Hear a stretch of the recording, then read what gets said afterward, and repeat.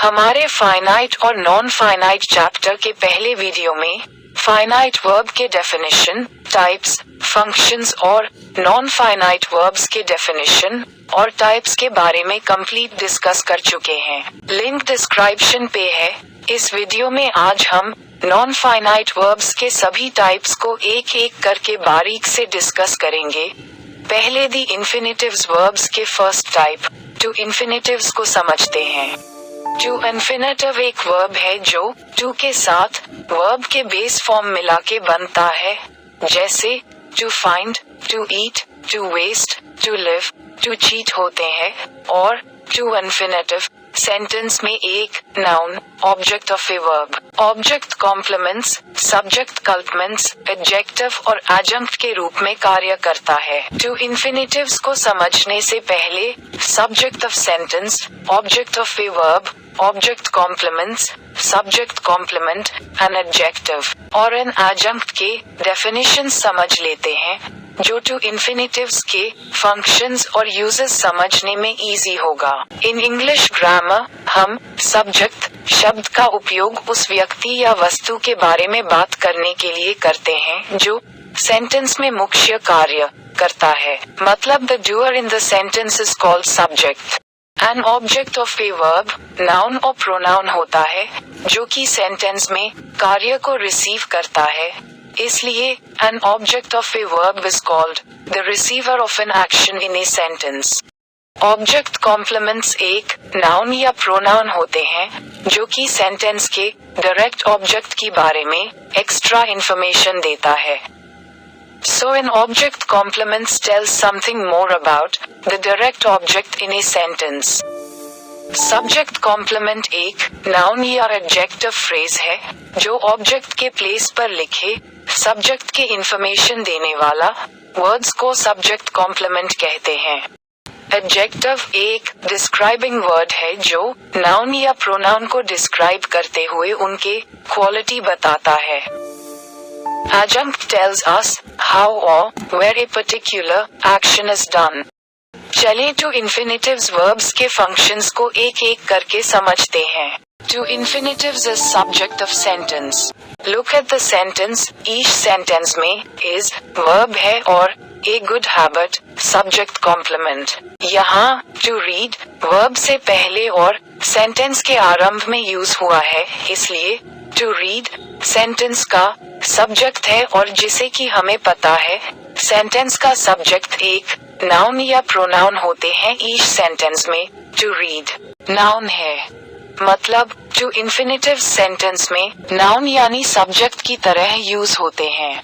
To infinitives को sentence में subject की तरह इस फॉर्मेट में यूज कर सकते हैं। इन सेंटेंसेस में सारे टू इन्फिनेटिव्स वर्ब्स जैसे कि to find, to waste, to play, to live, to cheat और टू ब्राइब सब्जेक्ट के प्लेस में यूज हुआ है एक नाउन के रूप में, मगर टू इन्फिनेटिव्स के प्लेस में हम उनके जेरेंट फॉर्म को भी यूज कर सकते हैं।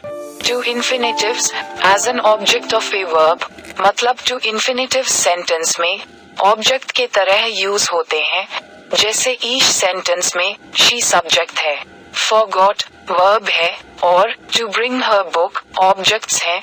इनमें दो ऑब्जेक्ट्स हैं, एक डायरेक्ट ऑब्जेक्ट और एक इनडायरेक्ट ऑब्जेक्ट। यहाँ टू ब्रिंग एक टू इन्फिनेटिव वर्ब है जो मेन वर्ब फॉरगॉट को डिस्क्राइब कर रहा है उसके आगे यूज होकर, इसलिए to bring object of a verb है। उसी प्रकार इन सेंटेंसेस में to eat, to buy, to pass, to die, to divide और टू गो सारे टू इन्फिनेटिव्स है जो वर्ब्स जैसे कि like, left, hopes, fail, decided और रिफ्यूज्ड के ऑब्जेक्ट्स की तरह यूज हुआ है। और टू इन्फिनेटिव्स को सेंटेंस में ऑब्जेक्ट की तरह इस फॉर्मेट में यूज कर सकते हैं। To infinitives as object complements. इस sentence he requested me to help में मी इनडायरेक्ट ऑब्जेक्ट है और to help direct object.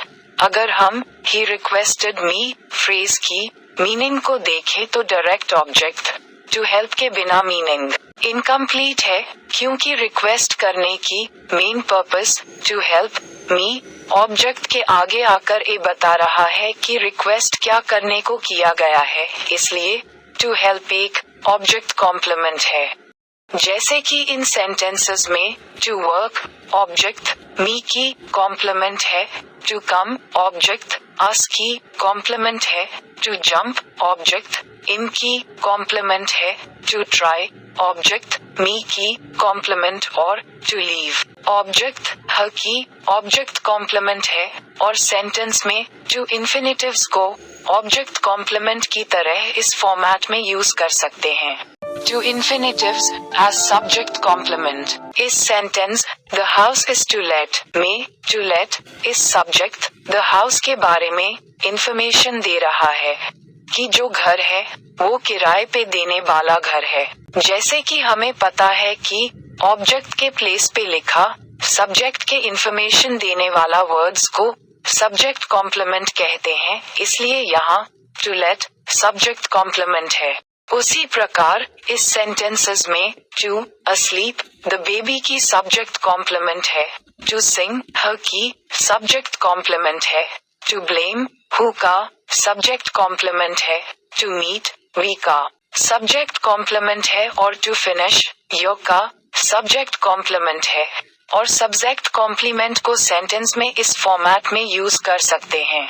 To infinitives as an adjective in a sentence. इस सेंटेंस में हाउस एक नाउन है और टू लेट हाउस के आगे आकर हाउस की क्वालिटी को डिस्क्राइब करते हुए ए बता रहा है कि इस हाउस किस प्रकार हाउस है, और जिसे कि हमें पता है जो वर्ड नाउन की क्वालिटी बताता है वो एडजेक्टिव होता है, इसलिए टू लेट इस सेंटेंस में एडजेक्टिव की तरह यूज हुआ है। उसी प्रकार इस सेंटेंसेस में टू एडमायर प्रोनाउन हर को डिस्क्राइब कर रहा है, to look after noun family को डिस्क्राइब कर रहा है, टू कम नाउन फर्स्ट को डिस्क्राइब कर रहा है और टू रिपेंट नाउन कॉज को डिस्क्राइब कर रहा है। इसलिए ये सारे टू इन्फिनेटिव्स इस सेंटेंस में एडजेक्टिव्स हैं। To infinitives as an adjunct in a sentence. जैसे कि हमें पता है एडजंक्ट एक ऐसा वर्ड है जो कार्य करने की उद्देश्य को समझाता है।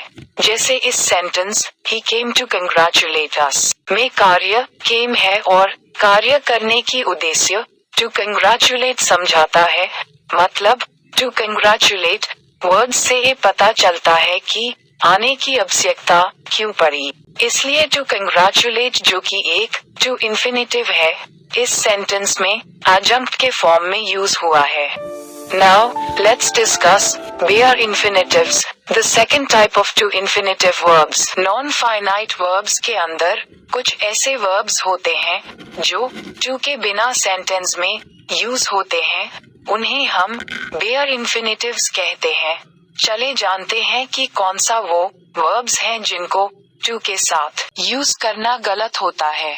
नीचे 3 सेंटेंस लिखा है, क्या आप बता सकते हैं कि सेंटेंसेस के कौन सी पार्ट में एरर है?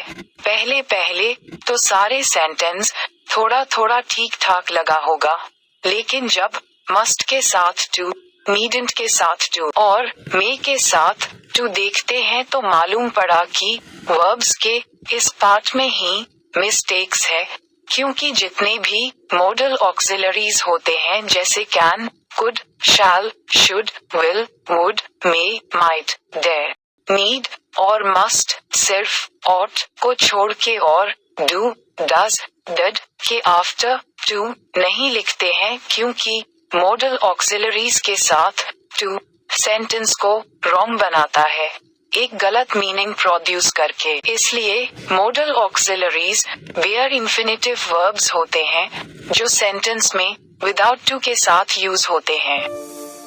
यहाँ कुछ सेंटेंस दिया गया है, सेंटेंस के कौन सी पार्ट में एरर है आप कमेंट बॉक्स पे कमेंट कीजिए और सेंटेंस को करेक्ट कर दीजिए।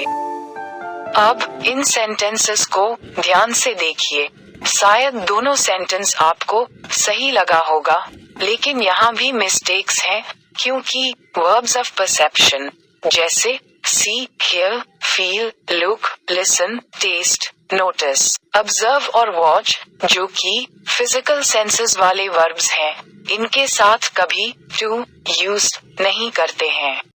लेकिन ये बात भी ध्यान रखेंगे, अगर वर्ब ऑफ परसेप्शन सेंटेंस में पासिव फॉर्म में है, मतलब ऑक्सिलरी वर्ब्स के आफ्टर वर्ब्स ऑफ परसेप्शन के थर्ड फॉर्म है, तो उनके आगे टू यूज होना अनिवार्य है।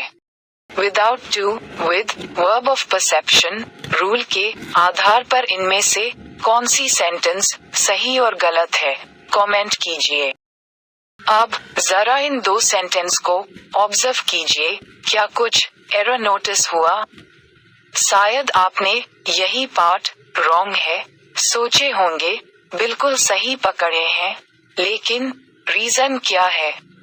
रीजन ये है, वर्ब्स जैसे help, make, let, bid, have और नो के आफ्टर कभी टू यूज नहीं होती है, क्योंकि ये सब बेयर इंफिनिटिव्स वर्ब्स है। उसी प्रकार इन सेंटेंसेस में कहाँ मिस्टेक है, कमेंट बॉक्स पे सही सेंटेंस कमेंट कीजिए। अब इन दो सेंटेंसेस को समझिए। इन दो सेंटेंसेस में शायद कोई गलतियां नहीं है, लेकिन रुक जाए, सेंटेंस के इस पार्ट को देखिए, यहाँ टू नहीं होना चाहिए, क्योंकि वर्ड्स जैसे better, had rather than, should rather और would sooner के आफ्टर to का यूज नहीं होती हैं। ये सेंटेंसेस आपके लिए है, एरर फाउंड कीजिए और प्लीज कमेंट बॉक्स पे अपना सही आंसर टाइप कीजिए। अब इन सेंटेंसेस में क्या मिस्टेक्स हैं? मिस्टेक्स इन दो पार्ट्स में है, क्योंकि अगर सेंटेंस में कैन, डू, देन के आफ्टर कंजंक्शन बट का यूज हुआ है, तो बट के आगे टू यूज नहीं होती है। उसी प्रकार देन के आफ्टर बेयर इंफिनिटिव सिंग होगा। इस सेंटेंस में कुड के वजह से बट के आफ्टर बेयर इंफिनिटिव लाफ होगा। और एक बात, अगर सेंटेंस में वाई की यूज सेंटेंस में कुछ सजेशन देने के लिए यूज हुआ है, तो वाई के आफ्टर आने वाले वर्ब बेयर इंफिनिटिव होगा, मतलब टू नहीं लगेगा। जैसे इस sentence, if you have fat bank balance why work में वाई कुछ आइडिया सजेस्ट कर रहा है कि तुम्हें काम करना नहीं चाहिए, इसलिए वाई के आफ्टर टू वर्क नहीं होगा, सिर्फ बेयर इंफिनिटिव वर्क सही है। ओवरऑल अब तक हमने ये सीखा कि मॉडल ऑक्सिलरीज के after bare infinitive verb use होता है, टू का इस्तेमाल गलत है, और वर्ब ऑफ परसेप्शन के after bare infinitive verb use होता है, टू का इस्तेमाल गलत है, और let, bid, make, help, have, know जैसे वर्ब के after bare infinitive verb use होता है विदाउट टू के साथ, और पैसिव फॉर्म ऑफ वर्ब्स के after bare infinitive verb use होता है विदाउट टू के साथ, और बेटर, रादर और सूनर जैसे वर्ड्स के आफ्टर बेयर इंफिनिटिव यूज होता है विदाउट टू के साथ, और बट के पहले अगर कैन, देन हो तो बट के आगे बेयर इंफिनिटिव यूज होगा बिना टू के साथ, और अंतिम में वाई की सजेशन नेचर के लिए वाई के आफ्टर बेयर इंफिनिटिव होगा विदाउट टू के साथ। ये रहा कुछ बेसिक एक्सरसाइजेस, आप नोट डाउन करके प्रैक्टिस कर सकते हैं। इस वीडियो के कुछ रिमेनिंग टॉपिक्स जैसे नॉन फाइनाइट वर्ब्स के पार्टिसिपल फॉर्म और जेरेंट फॉर्म ऑफ वर्ब दूसरे वीडियो में डिस्कस किया गया है, और उस वीडियो की लिंक्स डिस्क्रिप्शन पे है, आप प्लीज लर्न कीजिए। और आपकी इस भरपूर प्यार और पूर्ण सहानुभूति के लिए हम आपके सदा आभारी रहेंगे। धन्यवाद।